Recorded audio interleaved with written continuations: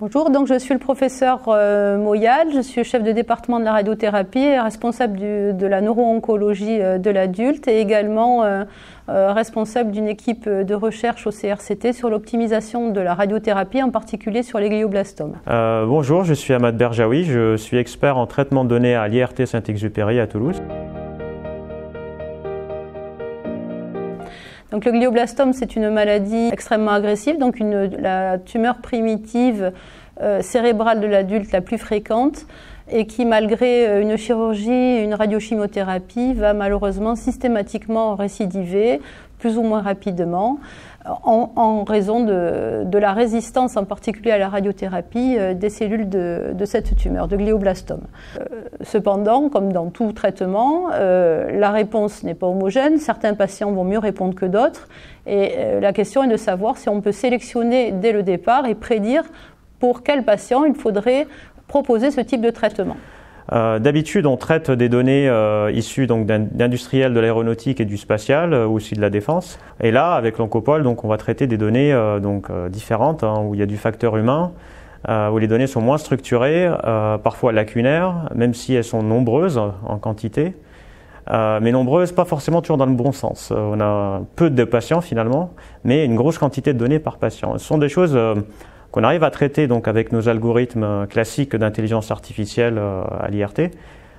Typiquement avec des algorithmes qui traitent de systèmes critiques où on a une très faible marge d'erreur. Mais là, la nouveauté, c'est que on va devoir traiter typiquement des choses qui ne sont pas forcément complètes, où il peut manquer certaines données. Ces essais cliniques que je développe sont toujours associés à de nombreuses données biologiques par des prises de sang, de l'analyse de la tumeur et également de l'imagerie par IRM des patients avant traitement et dans le suivi.